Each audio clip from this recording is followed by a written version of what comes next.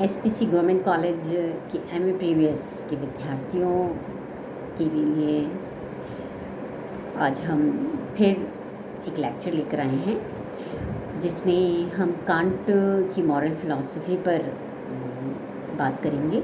और इस लेक्चर में कांट की प्रीसपोजिशंस ऑफ मॉरलिटी पर ये लेक्चर है। वो नैतिकता की कुछ पूर्व मान्यताएं मानते हैं। उनकी किताब थी क्रिटिक ऑफ प्योर रीज़न, जिसमें उन्होंने ये लिखा कि ईश्वर, आत्मा की अमरता, संकल्प की स्वतंत्रता ये ऐसे विषय हैं जिन्हें रीज़न से, अकल से सिद्ध नहीं किया जा सकता। ये बुद्धि का विषय नहीं है। इसके बाद उन्होंने एक और किताब लिखी क्रिटिक ऑफ प्रैक्टिकल रीज़न, जिसमें उन्होंने कहा कि ईश्वर, आत्मा, संकल्प ये आस्था के विषय हैं और इन्हें आस्था से ही माना जा सकता है, आस्था के आधार पर माना जा सकता है। इन तीनों को उन्होंने नैतिकता की पूर्व मान्यताएं माना कि नैतिकता के लिए इन तीनों को मानना अनिवार्य है। अब पहली वो बात करते हैं संकल्प की स्वतंत्रता की, फ्रीडम ऑफ विल, कि नैतिक नियमों को पालन करने के लिए ये ज़रूरी है कि इंसान का संकल्प स्वतंत्र हो। अगर उसका संकल्प स्वतंत्र नहीं है, अगर वो किसी भी कर्म को करने या ना करने के लिए ही स्वतंत्र नहीं है, आज़ाद नहीं है, तो फिर उसको ये कहा ही नहीं जा सकता कि आपको ये कार्य करना चाहिए, है ना। चाहिए का तो प्रश्न ही तब उठता है जब सामने वाला इंसान फ्री है, चाहे तो वो ये काम करे, चाहे तो वो ये काम नहीं करे ना।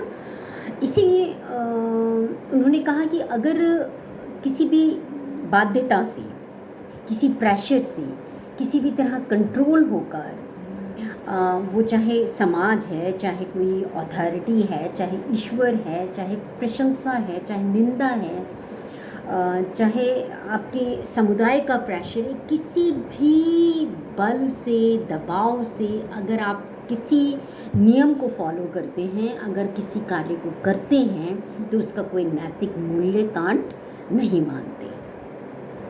इसका मतलब ये हो गया कि जो नैतिकता है वो बाह्य आरोपित नहीं है, वो आत्म प्रेरित है। आप आज़ाद हैं, आप फ्री होकर एक कर्म को चुनते हैं और करते हैं, तब उसका कोई नैतिक मूल्य होता है। इसीलिए उनका एक बहुत फेमस कोट है कि मुझे करना चाहिए अतः मैं कर सकता हूँ, है ना। जब हम कहते हैं कि आपको झूठ नहीं बोलना चाहिए, तो इसका मतलब ही ये है कि वो सच भी बोल सकता है और वो झूठ भी बोल सकता है ना। जब हम कहते हैं कि विपत्ति काल में दूसरों की सहायता करनी चाहिए, तो इसका मतलब ये है कि वो चाहे तो सहायता करे, चाहे तो सहायता नहीं करे। और इस फ्रीडम की वजह से ही उसको ये कहा जा रहा है कि आपको ये कार्य करना चाहिए। लेकिन वो व्यक्ति जब इस कार्य को चुन रहा है, तो वो किसी बाह्य दबाव की वजह से नहीं कर रहा है, बल्कि अपनी ड्यूटी समझकर कर रहा है।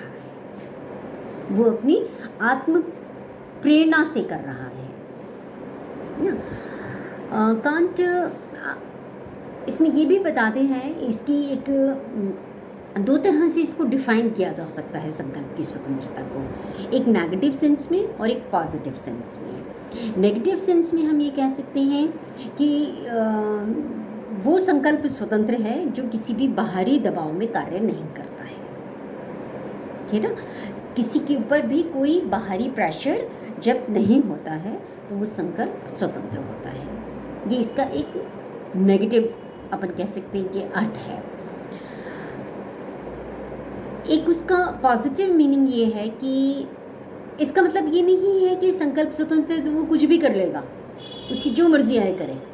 कभी उसकी मर्ज़ी है तो वो सच बोल ले, कभी उसकी मर्ज़ी है तो वो झूठ बोल ले, कभी वो अपना वचन का पालन करे और कभी उसकी मर्ज़ी नहीं हुई तो वो वचन भंग कर दे, हरगिज़ नहीं।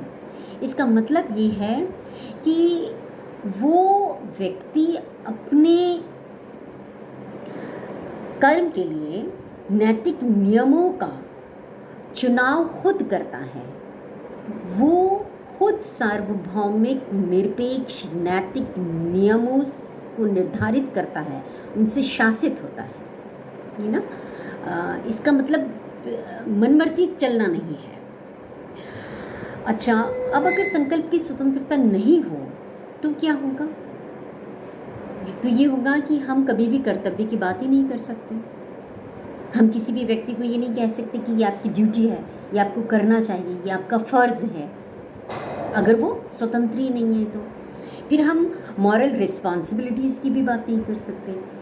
नैतिक उत्तरदायित्व की बात तभी आ सकती है जबकि संकल्प की स्वतंत्रता। ये नैतिकता की पहली मान्यता थी। दूसरी मान्यता है उनकी आत्मा की अमरता।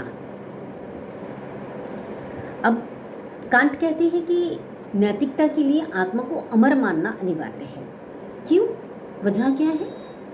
इसलिए कि कांट मानते हैं कि मनुष्य जो है वो उसमें बुद्धि भी है और उसके अंदर भावनाएं, इच्छाएं, संवेग, बहुत सारे जज्बात होते हैं उसके अंदर, और इन भावनाओं को, इन इच्छाओं को कंट्रोल करना बहुत मुश्किल होता है। इसलिए उसको लगातार इस दिशा में कोशिश करनी होती है कि वो बुद्धि से अपना जीवन निर्धारित कर सके और इन इच्छाओं और इन संवेगों को कंट्रोल कर सके। इसके अंदर एक लंबा टाइम चाहिए होता है, लंबी कोशिश करनी पड़ती है, इसलिए कि एक जन्म में नहीं होता, इसमें कई जन्म लग जाते हैं। अतः आत्मा को अमर मानना ज़रूरी है। ठीक है। हालांकि इस पॉइंट के ऊपर कई विचारकों ने कांट की आलोचना भी की है कि जब एक जन्म में ही आपको नैतिक पूर्णता प्राप्त नहीं हुई, आपने इच्छाओं को कंट्रोल नहीं किया और आप अपनी बुद्धि से गवर्न नहीं हो रहे, सोच समझकर आप नैतिक नियमों का पालन नहीं कर रहे हो, तो फिर क्या गारंटी है कि आप 2, 5, 10 जन्मों के अंदर ये कर लोगे, है ना। तीसरी जो उनकी मान्यता है वो है ईश्वर का अस्तित्व। कांट कहते हैं कि नैतिकता के लिए ईश्वर की सत्ता मानना ज़रूरी है। अब सवाल उठता है कि ईश्वर की सत्ता मानना क्यों ज़रूरी है? क्योंकि कांट कहते हैं कि ये ज़रूरी है कि हम जो भी नैतिक नियमों का पालन कर रहे हैं वो हम खुशी के लिए, आनंद की प्राप्ति के लिए नहीं कर रहे हैं, बल्कि वो हम अपना कर्तव्य समझकर कर रहे हैं। लेकिन जो व्यक्ति नैतिक नियमों का पालन कर रहा है उसको आनंद की प्राप्ति अवश्य होनी चाहिए, और जो व्यक्ति अनैतिक कर्म कर रहा है, दुराचारी है, बुराई कर रहा है, उसको दुख मिलना चाहिए, है ना। तो ये जो सदाचारी है उसको आनंद मिले और जो दुराचारी है उसको दुख मिले, ये करने के लिए कोई अथॉरिटी होनी चाहिए, कोई जज होना चाहिए, कोई न्यायाधीश होना चाहिए। और वो न्यायाधीश कौन हो सकता है? सर्वशक्तिमान ईश्वर ही वो न्यायाधीश हो सकता है, जिसके पास सारा पावर, सारी शक्ति है।